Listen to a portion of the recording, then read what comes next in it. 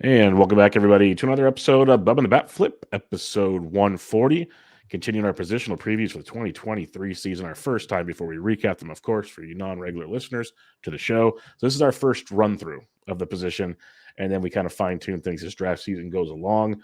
We will kick it off with second base last week, first base week before catcher. Interesting stuff at second base we will get to for sure. But before we do that, a little housekeeping. I am on Twitter at BDentric, and my co-host, as always, on Twitter at BatFlipCrazy. Toby, how we doing, my friend?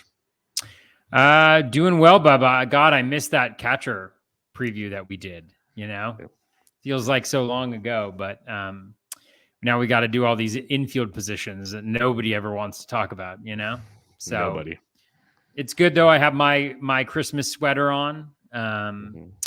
So Merry Christmas to everybody this weekend. Happy Hanukkah. It's a year where Hanukkah and Christmas overlap. Yeah, which is rare. I feel like it's been a while since that happened. So, it's a great time. Yep, everyone's having fun. The menorahs were lit on Sunday night to start the 8 days of fun there, and now you get to Christmas come this weekend, and a little bit of everything should be. And it's on the weekend, which should be fun. There's a lot of cold weather. It looks like coming this weekend, so enjoy your family and inside. It looks like so. Yeah. I haven't checked the weather, Bubba. I got to get on my weather app now. I don't think we're going to get snow so much, but it's going to get really cold. There is going to be some snow in the Midwest and the East. That's going to be a thing. So, I hope everyone stays safe and has a good time. But what is a good time, I don't know about you guys, is second base. And we got one listener question. It's a lot of fun tonight. It's got a little DQ twist to it, which will be good. Anytime you mention Dairy Queen in a question, it rises to the top. He knows how to get there. And he's a GTE Patreon gaining the edge, which I appreciate him. He's a fun dude in those discards. So I'm glad he asked that question in here. The Dairy Queen man himself. That'll be fun. I'm looking forward to the answer. I want to be educated by Toby, the Dairy Queen man here. But let's get to second base. How are you attacking the position this year? Because in years past, it's, last year, everyone was all excited about the value on Altuve. It paid off in a big way. We talked a little before the show, like everyone went high on Simeon. It started out bad, still finishes by far the best second baseman in baseball. A lot of guys are bounce back candidates per se this year. It's a weird position, but interesting at the same time. So how are you attacking 2023? Yeah, I think it just in my initial look at the position, I think it's a position where I'm trying to get in a lot of ways last year's what does that saying go? Like last year's bum or something like that. Yeah, exactly. That one. It feels like there's a few players who have fallen a decent amount, either because they had poor seasons or just, for reasons I can't particularly explain. And I think there's others.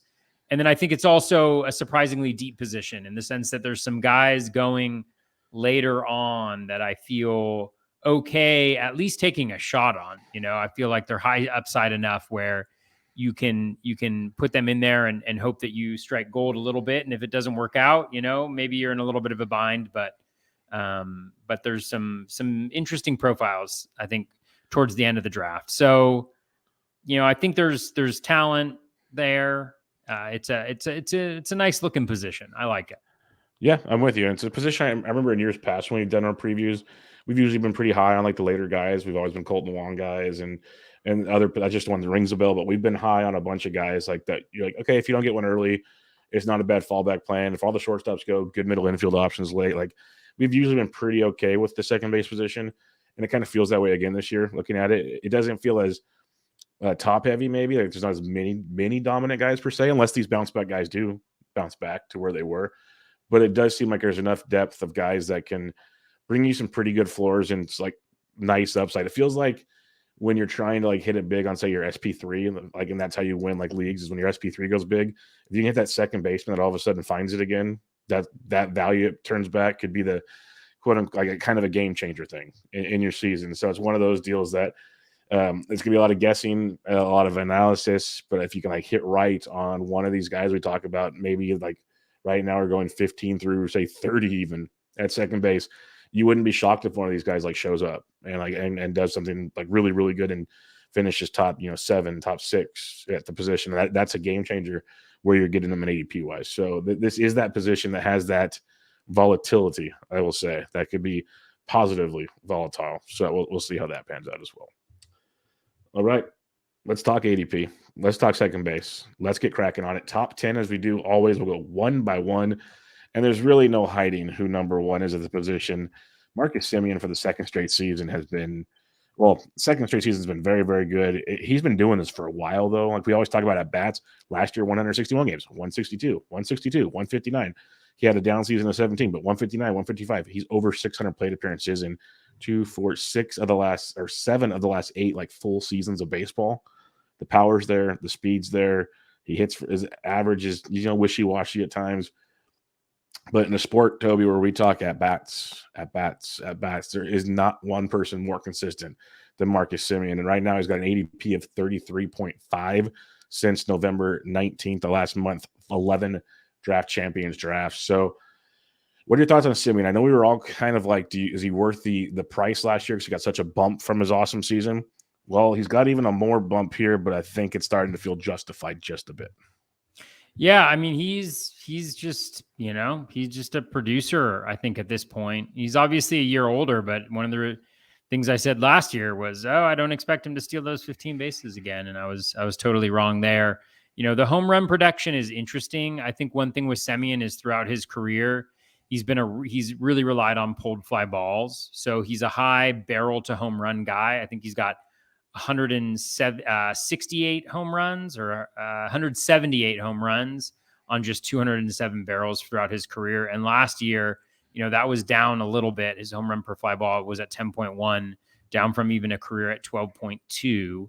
So, I think we all knew that kind of 2021 was the pinnacle, that we were unlikely to see anything better than that from Semien again, particularly because he is such an accumulator with the plate appearances, like you mentioned.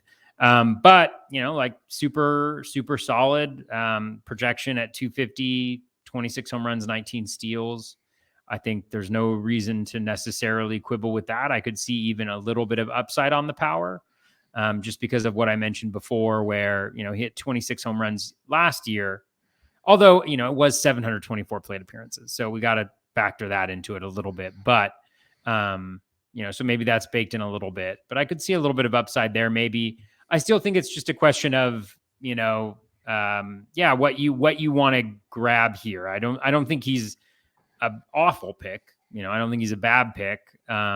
I probably won't pick him, but I can see why people are interested in just such a solid producer.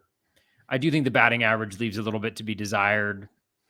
But, that's the only real quibble you can have with him, I think. And his BABIP was down last year. So, yeah, the biggest thing, like you said, is the production should still be pretty good. There's not a lot to argue there. He should, on paper, still be the top, if not the top second baseman for fantasy purposes in the game. And when you're looking at the ADP outside of just second base, but overall, you're talking like, what are you looking for as you're drafting here? It's a lot of starting pitchers. If you waited, this is like basically your 2-3 turn. You got your Alcantaras, your DeGroms, your Cease, your Strider, Haters there, McClanahan, Woodruff, lots of guys all around him. Position players, JTR, Lindor. That's about it. I guess kind of Goldie's going a little earlier, Arenado a little later. So do you want to go second base early? Do you want to pitcher early? Do you want another position? That's why he's got like a ADP of 23 to 41. It's very, very stretched out because it's kind of this draft strategy in general. But I think it's pretty much go Semien or go pitcher, it looks like right now in your DCs, if that's something you're looking for. But in the end, we talk about getting quasi-safe players in your early picks, like solid floor players. Not many more solid floors than Semien. What I really like about him, if you're just thinking draft strategy purposes, say you got an early first-round pick and you go Aaron Judge, and so stolen bases could be kind of limited. Or you go another of those outfielders, like not seeing you going Soto that early, but say you go another position player that you're kind of worried about stolen base upside a little bit. Grabbing Semien, who should get you 20 plus, if not 25 with the power, that helps you obviously going through the draft, that especially at second base. There's some steals here, but not like the 25-25 type guys. So it is a difference maker for sure. All right, now it gets sad because I'm going to say some things that I said to John Fish on Monday night's show, and I'm going to say them on this show. So I have accountability here. Jazz Chisholm's the second baseman off the board at 44.27. Everyone knows how much I love Jazz Chisholm. I can't pay for Jazz Chisholm at 44.27. I just can't. I believe this is a 30-30 guy if he ever stays healthy. And that is the most gigantic if. I've said this is 3 straight years now. It's one of those, like, at the draft capital, I need much more certainty than Jazz Chisholm. And anybody can get hurt, but I can't do Jazz, which really, really hurts Toby because I love Jazz. I'm going to have to root for Jazz. I hope I have to do a Jazz tour of shame. Let's put it that way. I hope I need a Jazz tour of shame. But I love him. Maybe his ADP starts to drop and then I can get back in. I don't know what number that'll be. But the power and speed is there. Batting average, swing and miss is a question. But even with that, he's shown the ability to go 20-20, if not 30-30, I think. So it's tough. What do you got on Jazz? Yeah, it's an interesting juxtaposition of Semien at number 1 and Jazz at number 2, because I think, Jazz on a per plate appearance basis is, I would rather have Jazz, Yep. just with the, I mean, not that Semien didn't have the speed power combo last time, but, like you mentioned, I think the ceiling is a little bit higher on a per plate appearance basis. And we've kind of seen that throughout Jazz's career, but, he can't stay healthy. I can't remember exactly what the injuries are. I know some of them were kind of soft tissue type things. He does play aggressively. He does steal. So yeah, I mean, I agree. I think it's a challenging pick to make this early in a draft to go with Jazz, because I can see the upside. The projection sees the upside. Certainly, again, on a per plate appearance basis, he's probably got one of the better projections, but I just have a really hard time with what you have to, sacrifice for that upside. And again, like when he's played, he's been really, really good. So I don't think it's a matter of proving that he's good. And you mentioned the contact challenges. The strikeout rate is higher than you would like, but it's not astronomical, and it has improved. So, yes. He's still young. He's getting Very better, Mm-hmm. but yeah, again, I think I'm not there.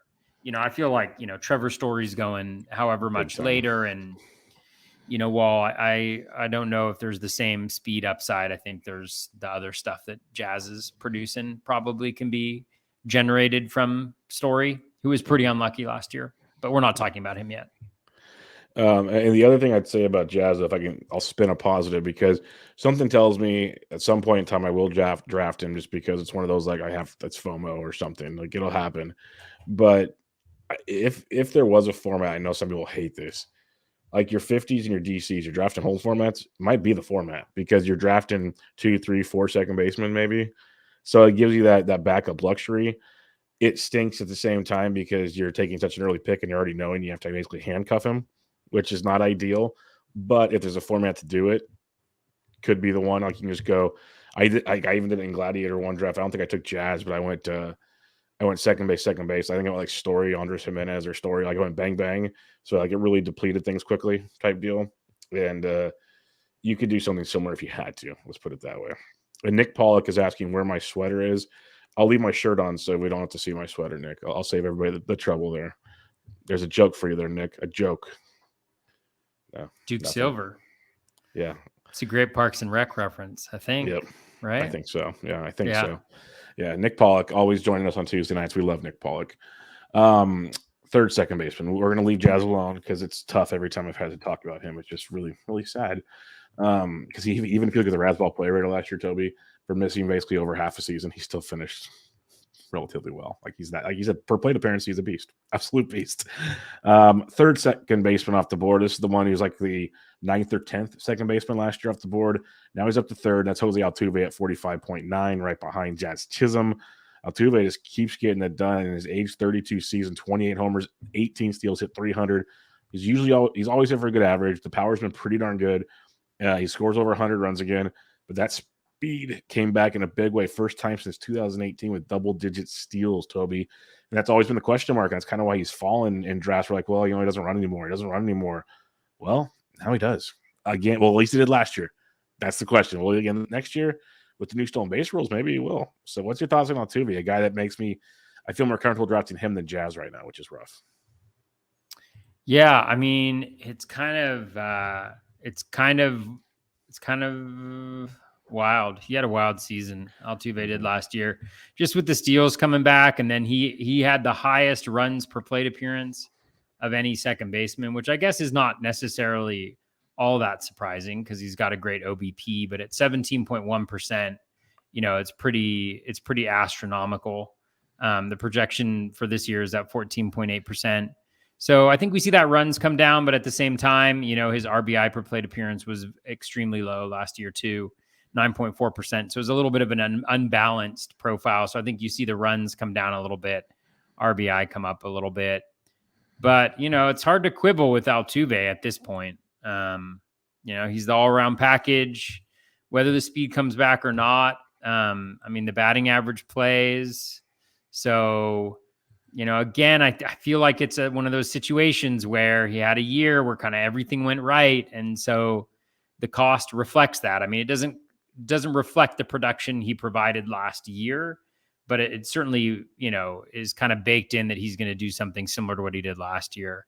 And I'm not sure I'm quite there on it, but it's a very safe profile. He's never been bad when he has played, outside of that fluke 2020 season when he totally mashed in the playoffs. So yeah, he's again, really solid. Like you said, a really, interesting juxtaposition again, just because I really enjoy that word a lot between him and Jazz, similar in ADP, getting there in very, very different ways. So, and I guess the one thing is, even if Jazz played a whole year, pretty sure Altuve would smoke him in runs scored because the Marlins are the Marlins. And maybe might even get more RBIs than Jazz, even with Jazz hitting more home runs, just because of the situation there. So you're basically gambling on hopefully more homers and steals from Jazz, where average runs, and I'd be willing to say potentially RBIs would be better than Jazz. So like a 3 to 5. At least we can call it a 2.5 split. Like, what are you looking for? Power, speed, or looking for average and runs? That's kind of the angle I'd look to, one of those two. But Altuve shouldn't regress too much, being at the top of that order still in that ballpark. I like him quite a bit. But he's like team safe. He's a Scott Jensen pick, which obviously does very well. So that's something to keep in mind. Team safe is not a bad thing. Fourth second baseman off the board, we're starting to see some bounce back candidates here. Ozzie Albies at pick 51, and this is a tough one for me because I've always been an Ozzie Albies believer. Last year, even before he went out for the season, it makes me wonder if he was hurt a lot during that stretch before he went out. He was rough. The production was bad. A lot of everything you wanted to see. There's really no glimmer of hope. His BABIP continued to drop, worse than his career. Strikeout rate wasn't bad still, which was good to see, but the power, the speed, it was all just dwindling for a guy that went 30-20 in 2021, and every year just kept improving, and last year just fell off the map.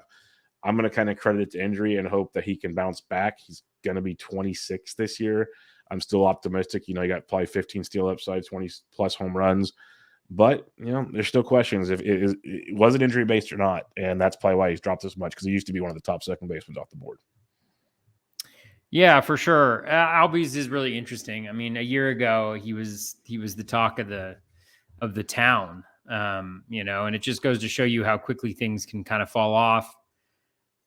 I think he's probably fine. I think the only challenge is, I think what you saw last year was like an erosion of some underlying skill, as opposed to, necessarily like bad luck or anything like that. Like his barrel rate fell pretty dramatically, to 5.4% after it had been at over 9% for, the previous 600 batted ball events.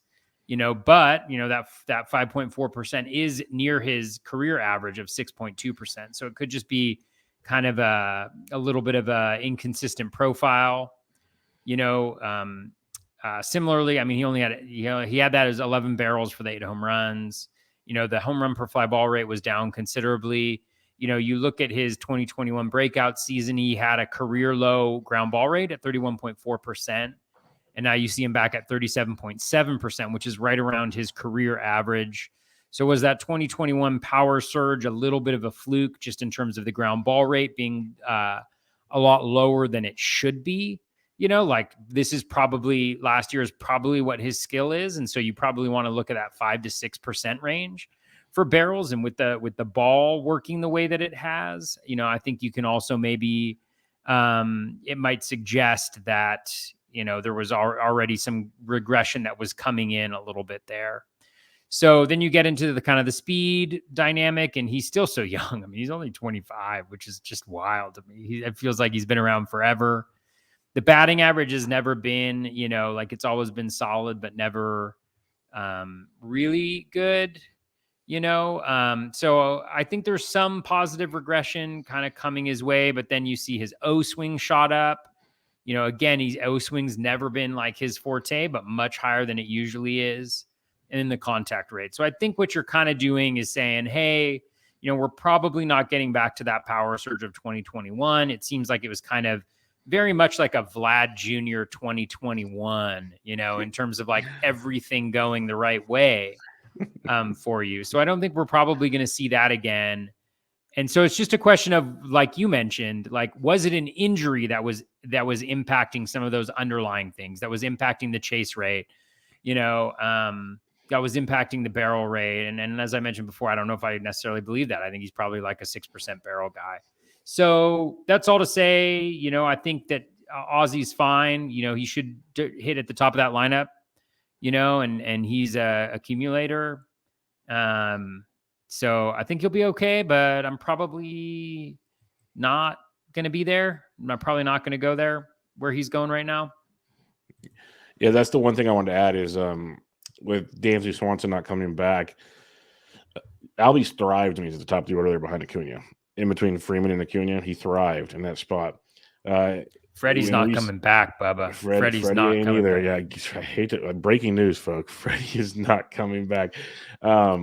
It's one of those that if they put him back up there, that's great. Roster Resource has Michael Harris up there at second. Obviously, we don't know what's going to happen yet, but that would be then they have like Albies hitting 6th and 7th. That would be horrific for this concept. To make Albies a top 5 second baseman draft pick, he's got to hit towards the top. That's just bottom line stuff. So we'll see how that plays out. He'll be a definite one to watch. Like when Curlin does his spring training lineup stuff, like that would be a big one for me. When they're rolling out most of their starters, where does Ozzy Albies fit in that lineup? And same with Michael Harris, because that'll affect his value a ton too. And I know Phil Dussault's talked about the platoons and everything. Like there's a lot that factors into that Braves lineup with some of these key high draft picks, in my opinion. So something to monitor, in like 2 months when pitchers and catchers report. And it's not that far away, actually. It's mid-February when they report. So we're just around the corner. All right. The 5th second baseman off the board. This one, Toby's hinted at a few times. And I told him off air, I've been a fan of Trevor Story in these drafts. I've been seeing gladiators and the draft and hold formats. I've been a fan because he's a 5th second baseman off the board, about pick 71. I think he's still one of the top end, obviously, elite type second baseman, but you're not paying that as elite freight for Trevor Story, which I'm a big fan of. Last year was an up and down year, obviously, hit 238, 16 homers, 13 steals. A lot of that came off after a horrific start. Like, all things considered, finished the season pretty darn strong. First year in Boston, I think he's going to be a lot more comfortable. He was playing a lot of second base. He'll be going back to shortstop this year, too. I think that could be something to think about. Guys changing positions mentally, how that we've talked, like they talk about that about so many people, how that affects you at the plate. I think that could be big, going back to shortstop there for Trevor Story. And just in general, I wouldn't be shocked if we're back over 20 homers, definitely over 15 steals. It's basically the him and Devers show right now. So I'm a big fan of this price point for Trevor Story. Yeah, I think I am too. Bubba. I mean, the thing about Story, I'm doing a little research here. I'm doing a little research behind the scenes. For those of you who are not watching the YouTube, you're really missing out right now. I'm typing in the air. This is the research that I'm doing right now that you guys can't see happening because you're not watching us on YouTube. Hard-hitting analysis, folks. Hard-hitting analysis. So the thing that was super interesting about Story, like what a fluky season he had. I mean, in a lot of ways, right? He had, I think, the broken finger that ended his season early. He had, what were the injuries? They were just like these kind of fluke injuries. He had the pressure of moving to Boston for the first time. He had this total anomaly of a strikeout rate. Yeah. His strikeout rate was at 30.8% last year after being at 23.4, 24.3, 26.5, 25.6. I mean, it was earlier in his career, it was higher. But that's when he was like a little bit less aggressive. And Yeah, and so I mean, he did have lower contact rates, similar to what he had in seasons past. But I just think that, like, everything else was fairly reasonable in terms of being similar. So maybe that batting average shoots up a little bit. Nothing outrageous, but I mean, if you just gave him what he did last year at 600 plate appearances, you're talking about 24 home runs and you're talking about 19 steals, which is about what the projection is giving him at 661. So the batting average becomes kind of the thing.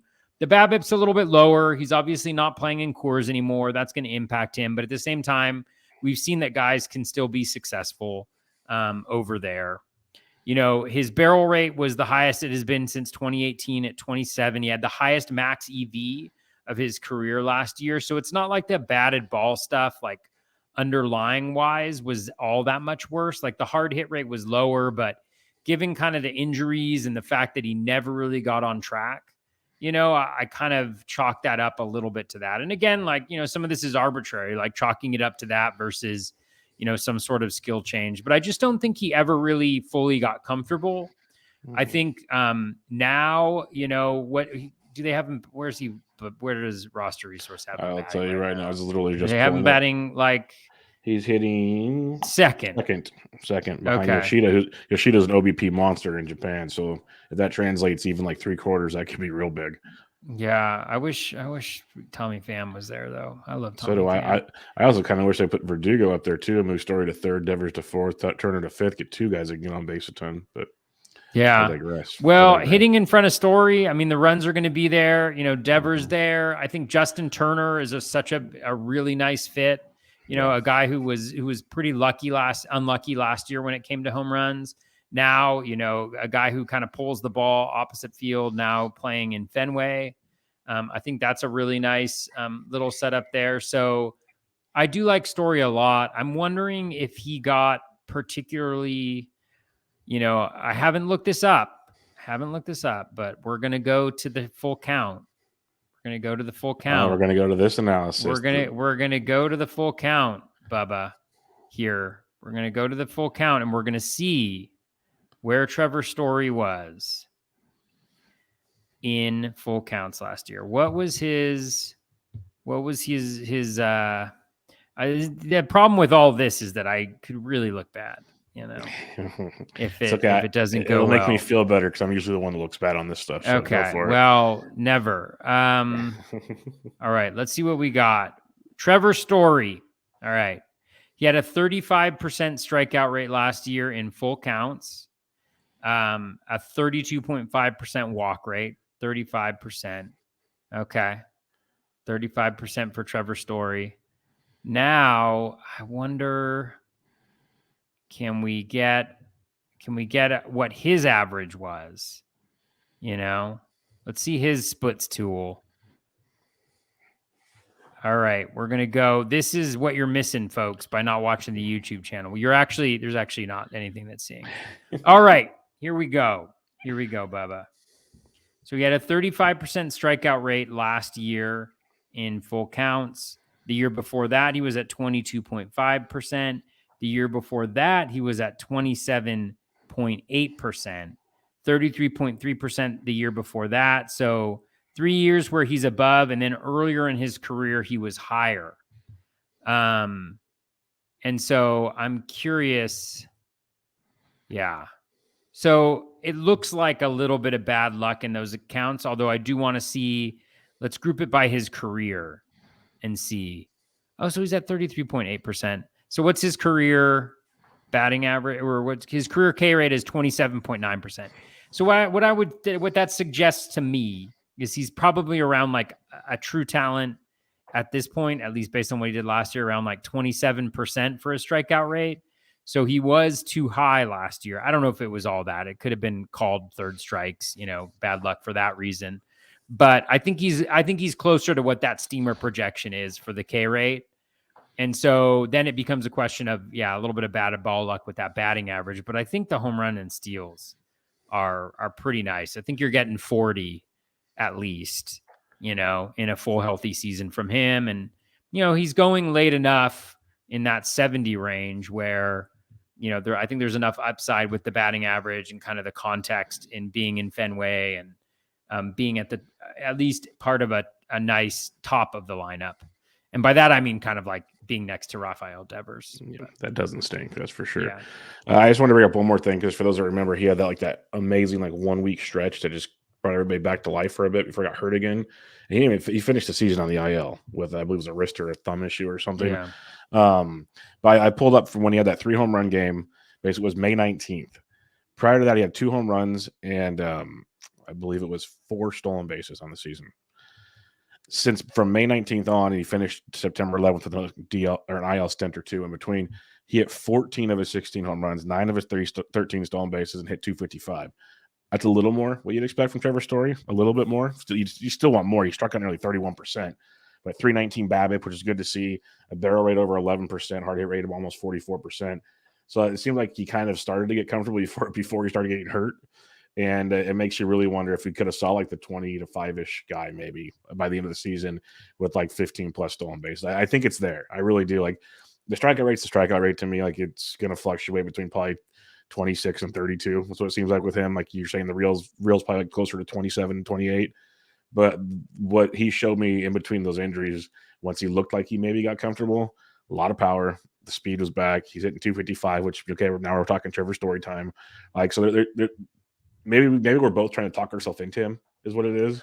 But it could be because we're both kind of okay, this seems like, if to me it feels kind of like that Altuve value last year. What are we missing here? Why is he falling so far? I don't have a good reason why he fell this far. What is it?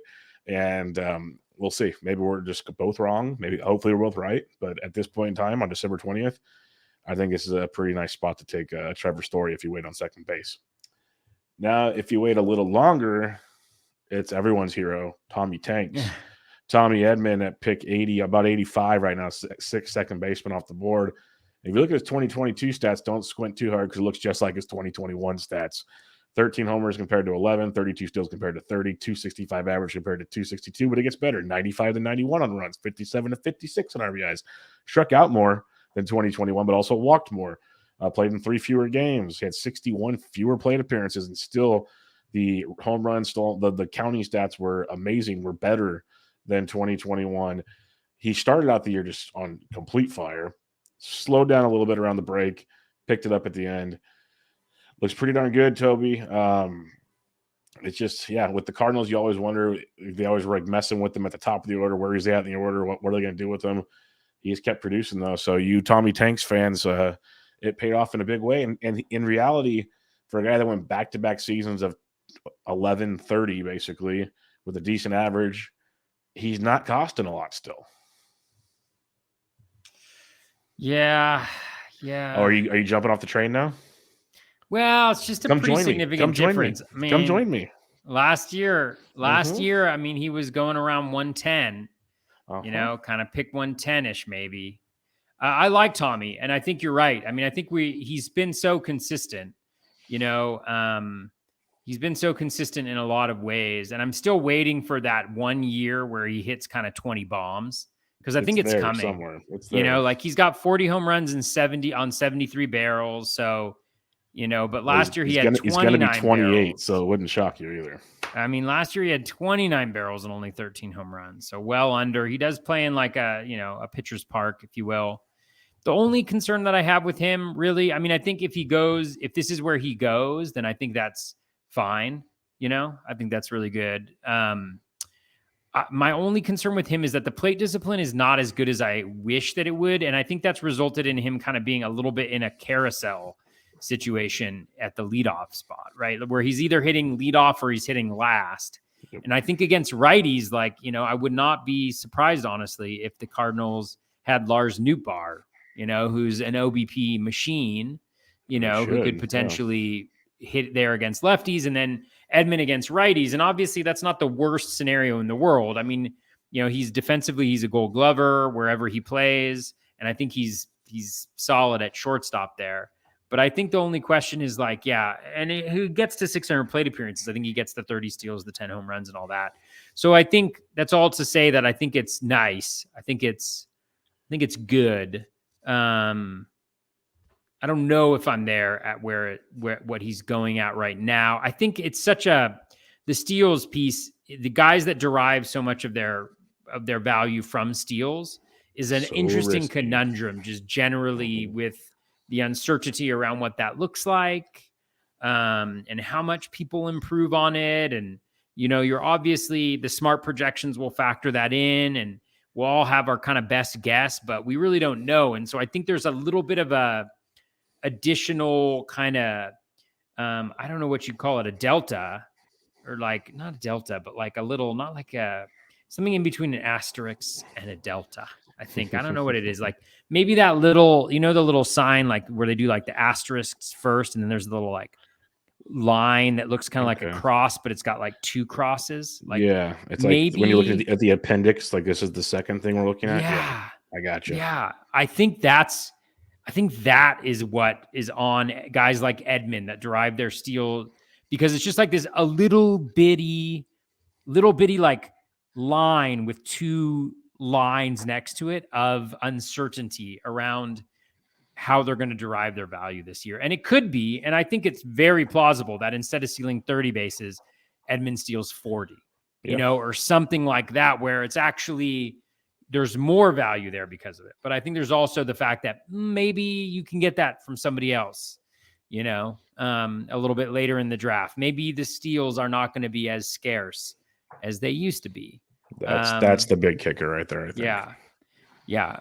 And I'm going to look up what those things are called just so that we can be very clear on what that thing is that we're putting on Tommy Edman and people like him. And the one thing I'll say is, and it's common sense stuff for anybody that listens to the show. I think they're knowledgeable enough to know if you do draft Tommy Edmonds, your mindset is okay. I'm getting 30 plus steals, but the problem is kind of what Toby was saying. When you draft a guy that's a heavy stolen base guy, we talk about rabbits all the time. I'm not saying Tommy's a rabbit as much because he's got a bunch of skills he brings to the table, but all it takes is for him to go down. If he didn't draft backup stolen bases, you're screwed. That's the one thing I'll say with Tommy Evans. Don't get that mindset. Like if he starts batting ninth a lot, or if he starts like he might not even need an injury to all of a sudden here's 25 to 30 steals instead of the 30 plus we were hoping for. Just like little minute things that you're trying to figure out as you're drafting your squad. That Evans is a good player. I'm just nervous because I think Newbar's a beast, and he's going to earn plenty of time at the top of that order. Plenty of time at the top of that order. So we'll see how it goes. Maybe Edmund gets driven in a ton by Newbar. Who knows? That could be a plus for all of us. But I think Lars is a very, very talented ball player that should get plenty of time atop that St. Louis order. And this is totally just trying to guess the future, which is kind of what we do in this game. But eventually, Father Time's going to catch up to Goldschmidt. Eventually, I don't know if it's this year. He hasn't shown any signs of it, but eventually, it's going to happen. And that means fewer runs for potentially Edmund if Goldie and like Arenado, those guys start to slow down. Like you start looking at the total landscape, it's an old team behind that situation. Yeah, Wilson Contreras, which is big, but I'm just trying to throw every negative option out there just to put the mindset around this because Edmund's awesome, but you're I don't know, operating on the perfect storm is what it feels like. And there's a lot of moving parts right now in St. Louis. So that's my 2 cents. Could be totally wrong. For sure. Bubba. Yeah. Did you figure out what it is? I have some amazing news. I saw the smile. He found something first. I have some remarkable news about what it is called. Okay. Are you ready for it? Yep. It is called the dagger. Are you kidding me? The asterisk with 2 I am crosses? not. No, so it's either the dagger is like the cross with one line in a footnote, and the double dagger is the one with the 2. So double dagger is pretty cool. Tommy too. Edman has the dagger on him. You know what I'm saying? Down. Yeah. I'm taking notes about this, so it's on my show notes here. Dagger and double dagger. I think it's amazing. I mean, we're gonna have to think about how we use dagger and double dagger, because it's like, I mean, is Tommy Edman like is a double?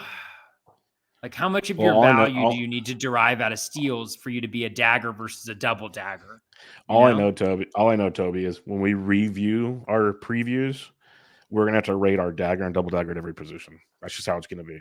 Like which guy? Which who is yeah. the dagger and who is the double dagger? It's like the value ceiling type player. Who's the dagger? Who's double dagger? What do you got? What the risk? Literally, if you have 1 or 2 daggers, that's a risky situation. That is a very risky situation. So, you know who's definitely a double dagger? Not necessarily because it's a risky proposition, Chisholm. but no. Tyler Stevenson. He is a big dude. I don't know if a single dagger could take down Tyler Stevenson, but a double dagger. I know it's not the right context, but it feels. Who needs a triple dagger? 265. Who needs the triple dagger? Stevenson or Pete Alonso? Oh man. Yeah, I mean, I don't know. I don't know who's bigger than Tyler Stevenson. Yeah, not many. Not many, that's for sure. You know who isn't? The 7th second baseman off the board here. That's Andres Jimenez at pick 86, going two picks after He's not even a dagger. He just sucks. I was waiting for that. I'm getting that from a lot of people because this guy, he had an amazing year last year. Hasn't really showcased the power ever. 17 homers, 20 stolen bases. I'll get out of the way real quick. 17 home runs on 24 barrels. I'm going to beat Toby to that one real quick, just so people can pinpoint the quote-unquote Joey Luck club on that one. Speed's always been there, though. That's been a thing with Jimenez. We've been waiting for him to be this good. He hit for average last year, usually not that big of an average, huge BABIP. So there's a lot of things pointing towards maybe some regression. I will say a 20% K rate is very promising for the kid.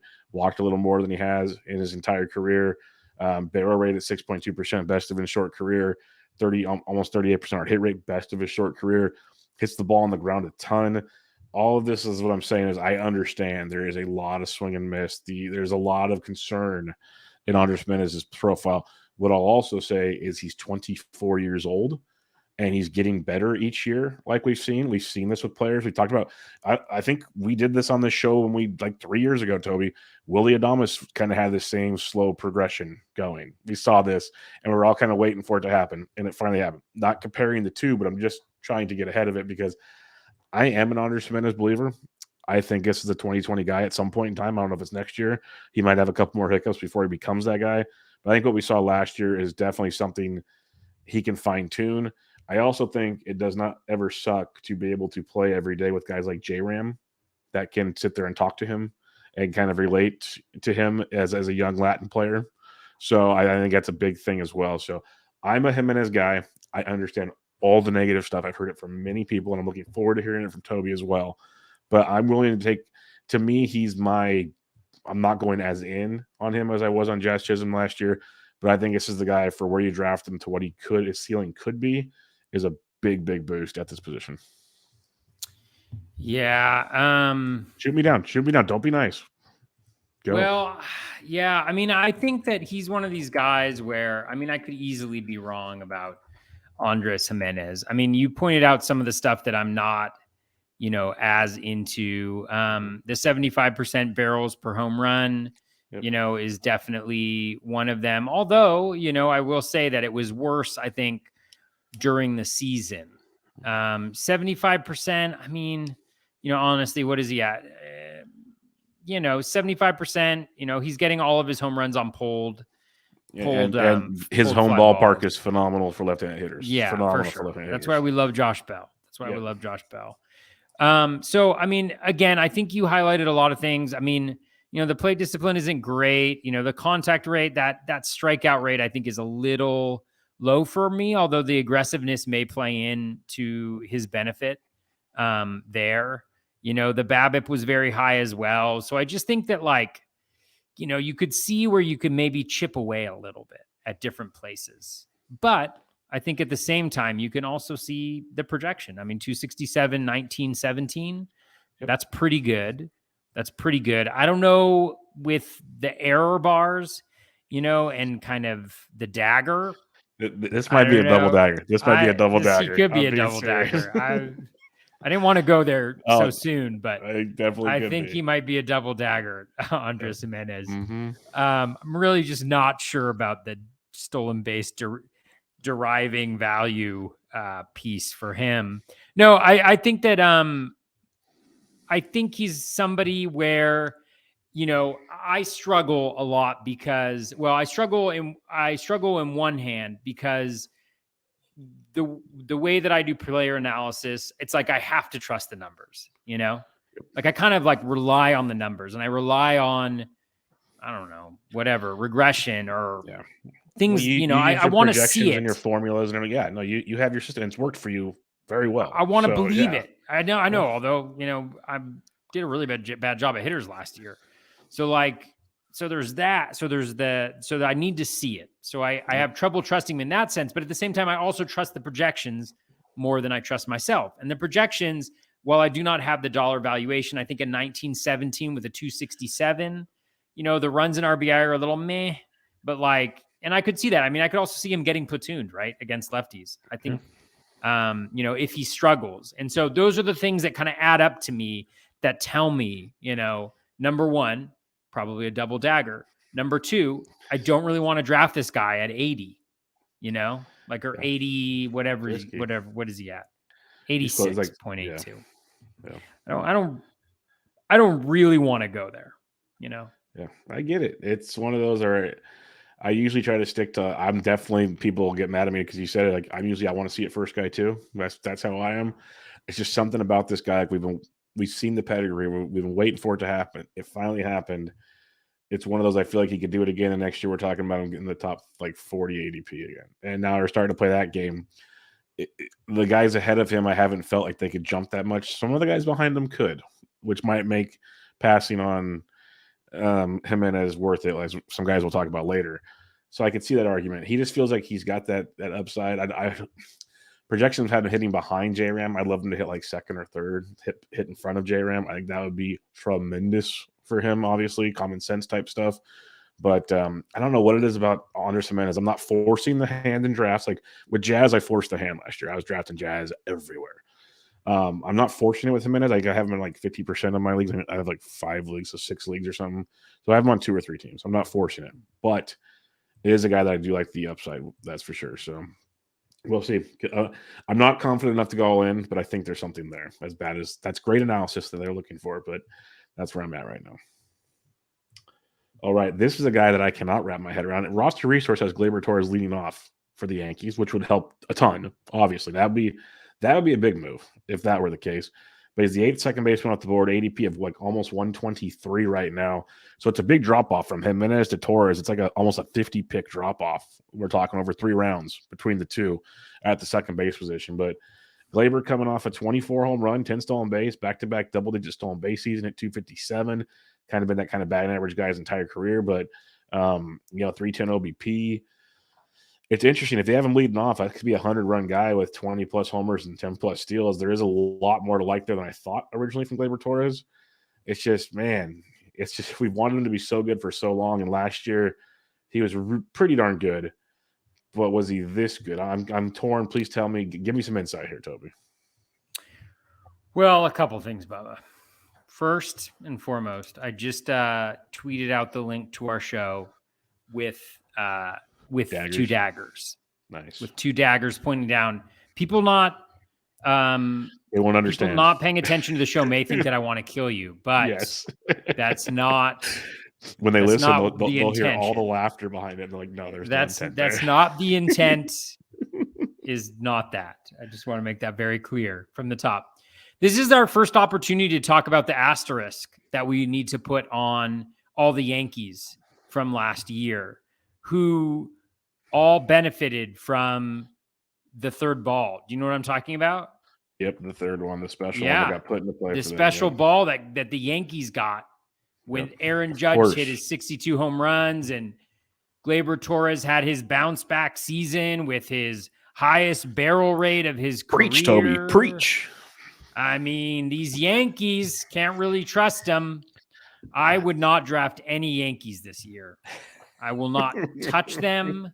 They're disgusting, except for the pitchers. Think about how good Garrett Cole would have been last year if he didn't put up the highest home run per fly ball rate of his career. Of course, Toby brings it all back to Garrett Cole. I mean, look at the numbers. Which team had the highest home run per fly ball rate last year? I'm guessing the Yankees. Mm-hmm. Yeah. Do they hit in the best park for home runs? No. They don't. They don't. But they do if you count the baseball. Then it is the best ballpark. If you count to hit home runs. the juiced baseball that aided the Yankees in their meager output last year. I just don't. I think Gleyber Torres is skill wise, he's a 4 home run hitter a year, tops. But with that juice ball, I mean, Aaron Judge maybe hits 30 home runs a year without the juice ball. Gleyber's at 4. DJ LeMahieu is at 0.5. -3. He's He's double got daggered. 0.5. He's double daggered. You asked about the triple dagger. The triple dagger is a Yankee Hey, with don't get a me double started. dagger. Don't get me started on Aaron Hicks. Triple dagger is a Yankee with a double dagger, which is Gleyber. I mean, wipe the whole record books of MLB. Just, put them in an Excel doc, highlight the whole thing, and clear contents. Or if you're in a Google Doc, just hit backspace or delete. Get rid of all the record books. Start over. So I digress. But yeah, I mean, I do think that's actually like a legitimate concern that I have about Gleyber Torres. Because last time he had a lot of home runs, totally it was a juice joking. ball year too. So yeah. Yeah, I mean, the thing about Gleyber is, I mean, it's tough. I mean, the Yankees lineup with that third ball is a solid lineup. It's a nice place to be. He's going to be in a nice place to be. I don't think he was as bad ever as that 2021-2020 season, but again, I'm not fully sure that I'm buying into that power. I think one of the challenges with Gleyber's power generally is that I don't think of him as being a guy who pulls the ball for home runs a lot. So it's oppo or center field, and those are the guys that get hit most by this ball a little bit. So I think that is that. I think with the steals, it was nice to see the second double digit. So this is all, I think he's all fine. I mean, lowest ground ball rate of his career. I think that probably aided the power a little bit. So I'm not sure if I fully buy that 23 home run mark for him. I think it might be a little bit lower than that, but I think he's solid all around. He's probably like a 2010 guy with, solid batting average, solid runs and RBI, depending on where he's, going to hit in that lineup. It does have some depth. So again, I probably staying away just because of the triple dagger effect, but and because I like some guys later on. I don't know if the middle of the pack is going to be where I want to invest in this position. That's kind of where I'm thinking. Like with Gleyber, sure, especially at the top of the order, that can be beautiful, but there's also so much fall off on him, and we've seen more fall off than good. There's definitely some guys behind him I'd rather take a chance on. So that's where I'm torn on Gleyber. Like if he was going 50, 60 picks later where he used to go, it's a fun conversation. But at 122, where I'm probably getting another pitcher or more outfield depth at that point, I don't really see it happening for me. So we'll wait and see. I haven't even attempted to draft Gleyber in any draft so far. They just literally just don't even put him in my queue. So I could be a miss, but no Gleyber for me. A guy that I'm kind of in on looking for a bounce back is Max Muncy. I avoided him at all costs last year because of the injury. Now he hasn't had surgery yet, so why should I change now? I think more of it's because we saw the healing process taking place. He right now is the 9th second baseman, ADP of 154. Hit 196 with 21 home runs last season, but we all remember how he finished the season, and that's most important. And from August, I said 21 homers. Don't forget, $196 on the season. From August 1st on, the final 2 months of the season, 12 home runs, hit 247, 37 RBIs. The whole season he walked like you'd expect him to, which is a plus. Just the power and the consistent batting average was tricky. That got a lot better later in the season, and it took a while, a long time. People were dropping him in leagues for good reasons. But what I saw the last 2 months was much more the Max Muncy we know, the guy that perennially hit 25 plus, 30 plus home runs, hit for a good average, amazing OBP skills.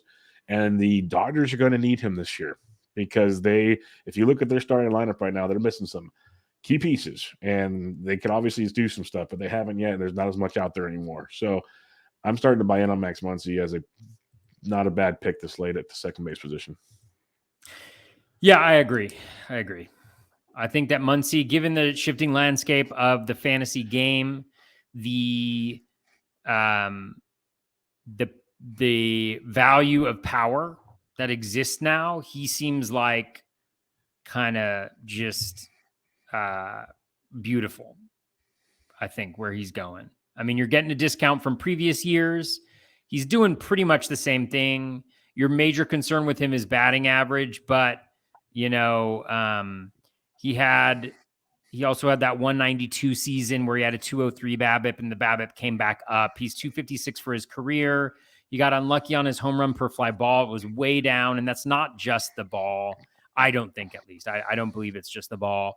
So you bump up that home run per fly ball rates. That's a few more hits. The batting average comes up. You help the BABIP out. You also factor in maybe he gets a few more hits here and there because of the rule change. So maybe that batting average is a little bit less of a liability than it was before. And then I think he's golden to hit 25 to 35 home runs. You know, probably 25 to 30 is a little bit safer bet, but hitting in the middle of that, you know, Dodgers lineup, it's not going to be as deep of a lineup as it was before. But I think that maybe provides, you know, not that he like lost out on playing time, but maybe he's in there more often. Justin Turner's gone, so there's DH bats for him. You know, it just feels like a nice little bounce back season. We know he was struggling early in the year with that injury. You know, it just makes a ton of sense. And so I think, you know, normally I would be a little bit hesitant, but the game has changed and power is valuable. And so I think this is a really nice spot where I think you get a consistent performer in the power department who can produce like some of those first basemen that are going way up further up in the draft. Perfect point. Flexibility, second base, third base is great as well. And you mentioned the changing landscape, just to kind of go on that farther. I've said it many times on many shows is, you know, everyone thinks 300 hitter, but the league average batting average last year was 234. So you get a guy like Muncy that can hit 250, 255. That is pretty good.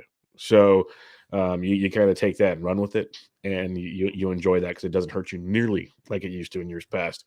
So, yeah, I like Muncy a lot more than I had before.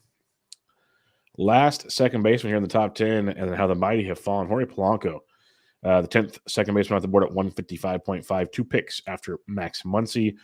Very injury-riddled season in 2022. After 2021, we had 33 home runs, 11 steals at 269. Last year, in only 104 games, 16 homers, 3 steals, 235. Tons of injuries. Walked a ton, though. Way more than he has most since 14.4%, most since 2015. Also struck out more than he has since 2014. Lots of injuries. BABIP down. I don't think he's the 33-11 guy. I think we can kind of agree on that.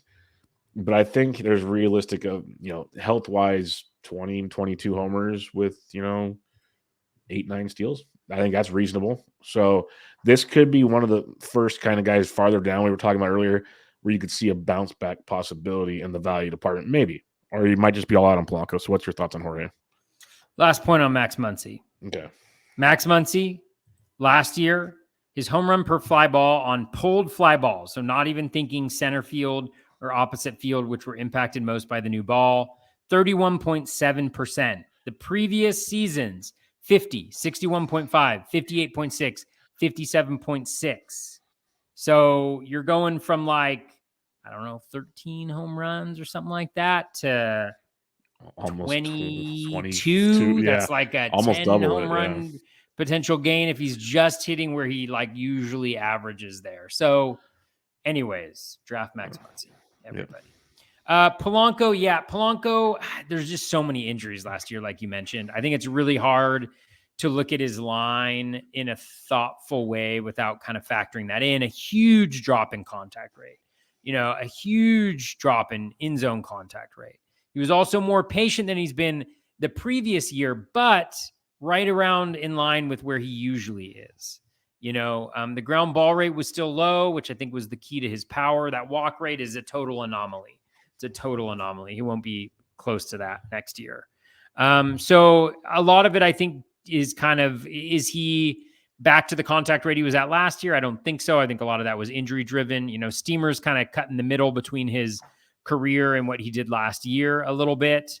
And so I think, you know, let's see, 29 barrels for the 16 home runs. I mean, he looks like kind of a 20-7 guy. Yeah. Like what his projection has him at, I think is fairly accurate, you know, hitting kind of in the middle of that lineup. You know, I think the stat should be okay. It's not a great lineup. It's not a super good lineup. But so I think he's I'll go out and say that I think he's fine here, but I'm not sure if I'm going to draft him here or not.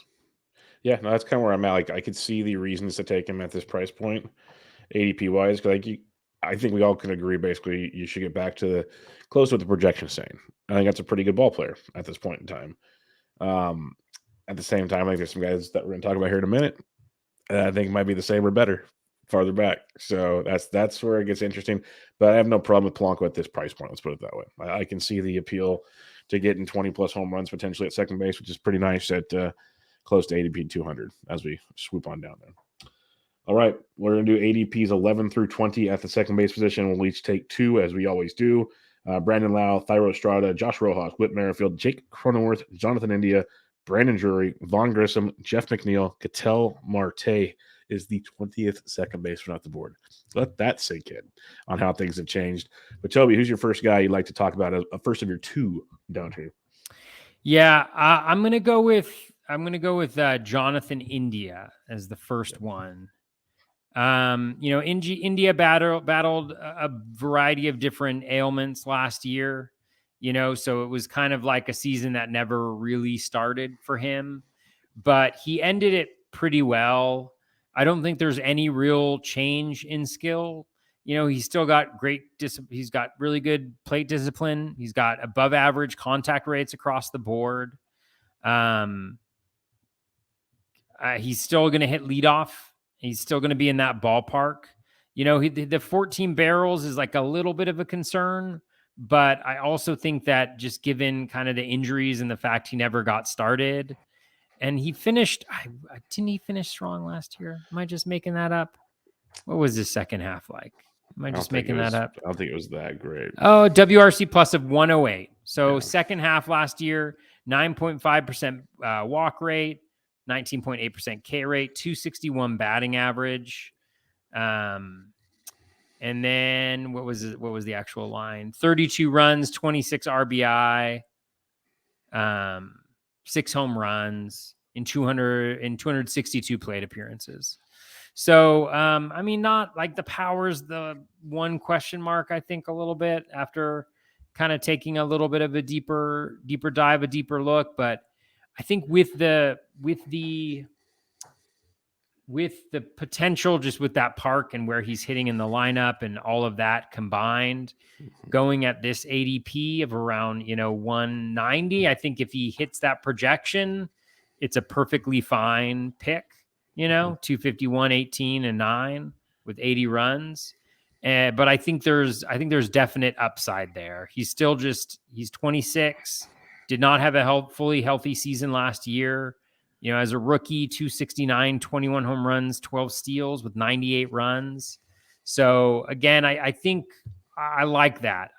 He's the type of, I was into him last year. I don't know why I wouldn't be into him this year after being into him last year. And he's 80, he's going 80 picks later, Yeah, I love the India call. That was one of the top ones on this section to pick. And the only thing I'll add to you is I know we talked about it last year doing our Fab shows, is he really never stood a chance because they brought him back too early on the first injury, and he injured it right away, and then he was out for like a month and a half. Like the soft tissue deals, and he just never, ever bounced back from that. So I'm willing to take chances because you hit one of the biggest things for me is 20. He was the rookie of the year 2 years ago. He's leading off in Great American Small Park. I'll take my chances at this ADP in a big, big way.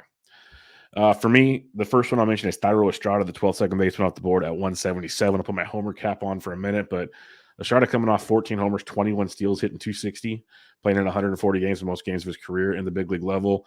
Strikeout rate was low both years with the Giants, 17.4, 16.5, which is great to see from a young ball player. He's going to be 27 this next year. Projected to lead off for the Giants, and I actually believe that might actually happen because they moved him up there a lot last year once he got comfortable. He's supposed to be the everyday second baseman. He moved around a lot last year when Correa signed, and that's still up in the air because that press conference got delayed on Tuesday.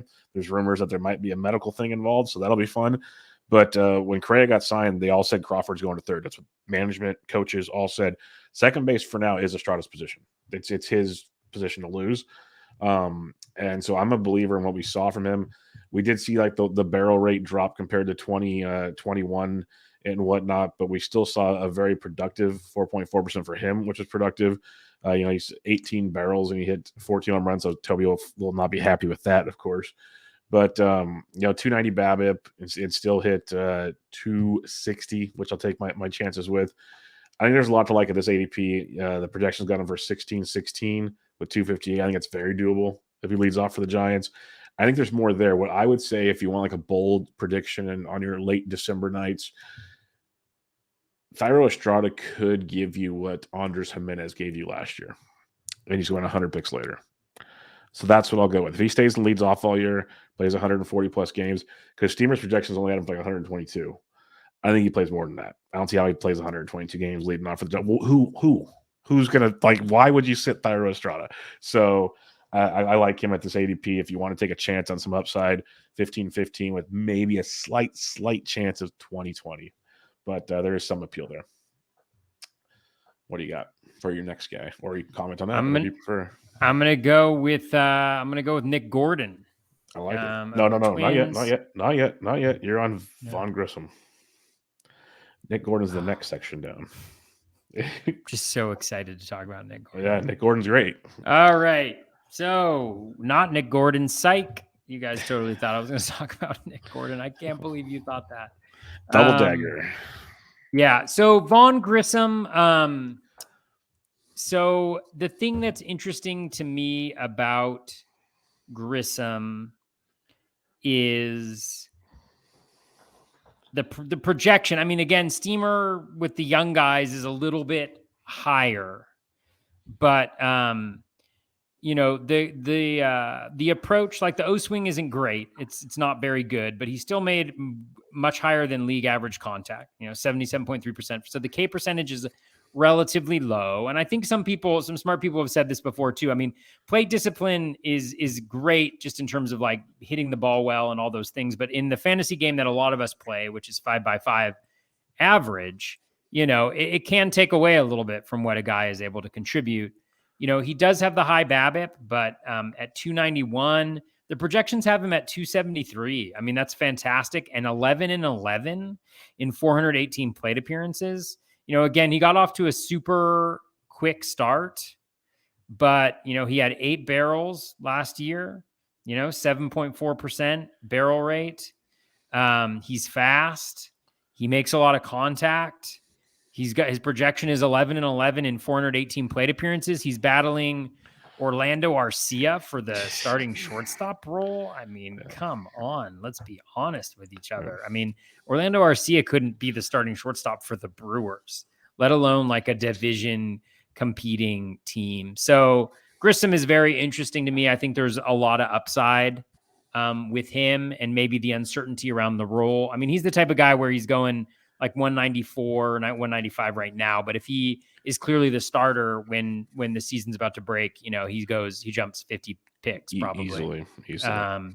So I like Grissom where he's going right now. These are the type of things I think that make you kind of want to draft right now. But I still haven't drafted. I'm not going to draft till February. Yeah. So I'm sticking to it. I talked about a few guys with Fish last night, and I'm like, this is the reason you can justify drafting early. Like these names right now, because they won't be in this spot like in a couple months, not even close. So this is the reason to do it.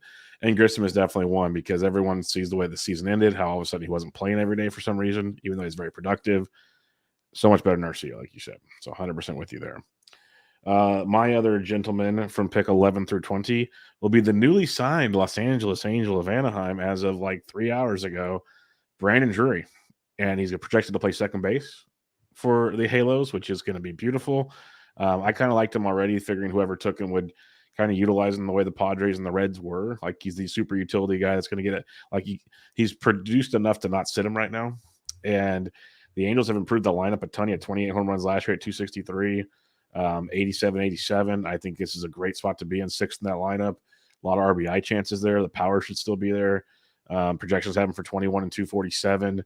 Strikeout rate continues to be serviceable. The walk rate went up last year, which I like to see with his plate discipline with 10.4% barrel, best of his career last year, still with 41.7% hard hit rate, but also one of the best max EVs of his career. I don't think it was as fluky, and I was kind of hesitant on him all last year, and then he's continued to do it. I'm buying in now. Like, this is a guy that we've seen showcase this from time to time in his career when he got regular playing time. He got it last year and did it. He should get it in Anaheim, and that's big. So I think he's another guy that's already going to move up in ADP now that he's signed somewhere. Now we kind of know where he's at. I don't know if he moves up enough, though. I think he's still in this 11 through 20 range, and that makes him very, very attractive to me. Doesn't steal a lot of bags, though, but if you just want a pure power source, this is a dude that can supply it later in drafts and be quite productive. So I like the Brandon Drury landing spot. I like his ADP right now in drafts. Yeah. Yeah, I think that's a good shout. I was flummoxed, to say the least, about his contract. Yeah, very cheap. Very cheap. 2 years, 17 mil. Like, how does like a contender not sign him to that? Like, that's free Matt money. Carpenter got 12 million for 1 year. Yeah. No, I saw 217. I'm like, maybe they are going to platoon him, but then it's like, no, why would you platoon him? Like, you can put David Fletcher in platoon. Yeah, Like, I mean, I think he's the guy. there. He's the dude. Yeah. Luis Rengifo, like, really? Are we doing this? I mean, no, it's Drury's job. I mean, I guess it's like you can think that Gio plays shortstop instead of Rengifo or whatever, but he easily makes it into that lineup. I mean, they play him at first base over Walsh, probably. I mean, honestly, he should be in a lineup every day somewhere.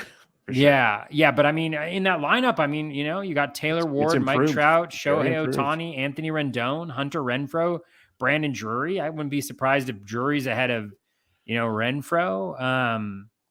Or Rendon, depending on how he does, could slide back a little bit. I don't know. I mean, I think it's a good shout too. I mean, I believe everything that Drury was able to do. Maybe it was like a better than he usually is season, but the underlying metrics were all pretty good for him, I think. And so I agree with you. I think it's a good shout. And I was just surprised at the contract, just being 2 years, 17 mil. I mean, kudos to him. Like, he was, on the veteran minimum probably prior to this year, but true. Yeah. 217. Like, hey, Giants, hello. Like, this is a perfect utility guy for you. Play him everywhere. Like, just drop Wilmer Flores. Like, I don't care. Just eat this contract. But yeah, that's a whole other podcast. All right, late round flyers, post 20 ADP at the second base position. Who is your first guy? We still have to wait one more guy before we get to the other guy you already mentioned. Yeah, I mean, Gene Segura. I mean, I'm assuming that some of this is, he's going to pick 235. I'm assuming that some of this is just uncertainty about where he ends 100%, up. 100%. But I mean, he's going to get a starting job somewhere. I mean, and I don't know what Segura has to do. He's going to hit for a high batting average. He doesn't strike out, showing a little bit more pop, than he has previously. He puts the ball in play. Like, he does everything. Like, he contributes across the board, and you get him here, as your second base slot. I mean, there's not a huge difference, necessarily. I mean, I think you can make an argument for, the reasons why, that he's better than, everybody after, like, Jorge Polanco, or even I mean, I think Segura's great right here. I mean, obviously, like, maybe punished a little bit because there's the lack of power and maybe the speed isn't as valuable, but then the batting average is also going to be good. And he's going to play every day wherever he ends up. Like, he's not, the contract that he gets will be from a team where he's the best second baseman they got, the best guy that they can, throw in wherever he's going to play. So I think that for me is pretty clearly a misvalue, but I could be wrong. Yeah, no, I think that's a great call there. I've been confused by that one. I think it's literally like you said, people don't know where he's going. Like, they're nervous he might not start every day. I don't know. That's the only thing. The first guy for me here is Colton Wong. This is a guy I like perennially every year. I think he's always undervalued. ADP of 234 right now, traded to Seattle, which is big. Something he's not going to play every day. Like, Steamers got him 120 games. They haven't platooning with Dylan Moore. I'm sorry. No. Like, I just don't see, like, why would you take a Gold Glove second baseman off the field with that pitching staff with an already loaded lineup? Like, you can hit him towards the top versus righties, and lefties on the mound, hit him at the bottom, keep the glove on the field. Like, Dylan Moore, what's he going to do? Hit 210 and, like, swipe some bags? I just don't see the appeal. Maybe Moore makes his bounce back. I don't know, but I've heard some very smart Seattle Mariners fans and people that follow them religiously, and they're like, I don't see how Moore doesn't like maybe it's like an 80-20 split, but it's not like a split. Like it's not a platoon. It's still Colton Wong's job. I think that might be factored into why he's going down. 15-17 last year, 14-12 the year before, 11-24 in 2019. We know the power and the speed is pretty darn legit when he gets to playing time. And the average, 251 is projected, but 251 last year, 272, 265, 285. Just a very, very, very solid player at this point in the draft. Like I love him as a middle infield option. If you really punt second base, I don't hate it.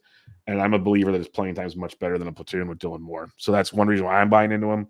Could be overlooking it, but I think Colton Wong's going far too late for the consistency we've seen in his career. But that's me. Who's your next guy? Here, now you can talk about him. Now you can talk about him. Jeez, I've been waiting. Nick Gordon. The only thing that I want to talk about with Nick Gordon, I mean, the dude had 9 home runs and 29 barrels. Yep, he's a beast. Bubba, I'm not a mathematician, but that is the wrong answer right there. And so let me tell you, he's got a path to playing time. He hits for batting average. If he replicate, I mean, like that barrel rate, maybe that's not what he is. I mean, his let's say he gets that 8.6% barrel rate, for a full season. So you're essentially looking at 35 to 40 barrels that could easily be 20 home runs. You could easily steal 10 bases. I mean, I think you're getting a high batting average 20-10 guy. And I feel like he's the type of dude who could take a leap. I mean, he's 5th overall pick in the 2014 draft. He's 27. He's in his prime. He bulked up. They talked about how he had all these digestive issues a couple years ago, and they figured those out, and he's added some muscle. He's going to have some more muscles. He's going to be dude's going to be off the hook, and he's going pick 270. So I'm on the Nick Gordon train. Yep. Come join the party. I picked him up in every fab league I could last year because I'm a believer in it. It's just a playing time thing with him. And there's still stupid rumors because he doesn't have lefties that great, but I think they just got to give him a run. Give him a run at it. See what he can do. It's not as bad as people think. When they gave him a chance last year, it wasn't as bad as they thought. So 100% on board with you. Dude is awesome. Absolutely awesome. The gentleman I'll be talking about is Isaac Paredes. And there's a lot of guys down here we kind of talked off show about. You can kind of make arguments for at this point in the draft. He's first base, second base, third base eligible with an ADP of almost 318 right now. The Rays have him platooning, which we'll see. He still played in 111 games last year at 20 home runs, hitting 205, unfortunately. Steamers got him at 112 with 19 and 244. The 205 is definitely low. 195 BABIP. I think the 240 to 250 range is much more the batting average wheelhouse. What's impressive to me is the batting average is low, but 11.5% walk rate. He's been 11% or better pretty much for a long, long time. And the strikeout is only 17.6%. So great plate discipline from him. He's 20. He's going to be 24 this year. So he's super young with really, really, really good plate discipline for his age. His flexibility is Rays 101 stuff. The power's so legit with him. A 6.4% barrel with almost 38% hard hit rate, 110.4% max EV. He's hit for a lot of power in the minors. He got out of Detroit and he started just crushing in Tampa. This is one of those guys that if he just finds a path to playing time, which in Tampa we've seen happen many times, also many times very frustrating, but we've seen it happen. And so with an ADP of 317, it wouldn't shock me if somehow he fell into 130 to 140 games. Now you're talking 25 to 30 home runs. And if he starts hitting 240 like he should, there's a lot of production possibility here with him because Brandon Lau, I've never been a Brandon Lau guy. We saw the injuries last year. I'm worried that it's going to keep going the wrong direction, or maybe a platoon comes into place there. Paredes plays platoons with Lau, and then also gets to play other positions, third base, first base. I think this is a great chance if you want to go super late on a guy and take some upside, especially power upside in your draft. That's not an outfielder, a dead outfielder. Paredes is a guy I like quite a bit. So that's where I'll leave that one. All right. We have one listener question, but there's two questions. There's a fantasy question and then kind of a Toby fantasy question. Take me to the DQ. Yeah. We'll start with the fantasy question first. This is from John Wilder, really good dude, avid listener. Appreciate you a lot, John. Who in the current top 10 of second base ADP are you avoiding at all cost and why? I'll give you the floor first, Toby. We named off 10. Is it Glaber? Is it someone else? I kind of mentioned Jazz. Who's the guy you're avoiding at all costs? I mean, I think the worst value proposition is probably Jazz. Mm-hmm. Or I think it's probably Jimenez. I don't know, one of those two. Yeah. I mean, the thing is, I probably won't get many of these guys. I won't get Semien. I won't get Chisholm. I won't get Altuve. Probably. I won't get Albies. Maybe not Edman. Not Jimenez. Probably not Glaber. I mean, I would take Max Muncy straight up over Glaber and Jimenez for sure. That's fair. Yeah.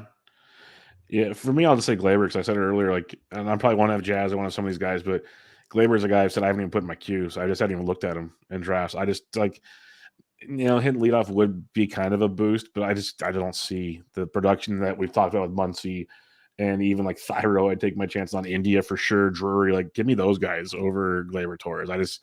I can't stomach it. Prove me wrong. I've been wrong many times. I mean, it's the triple dagger. You can't go after a triple dagger.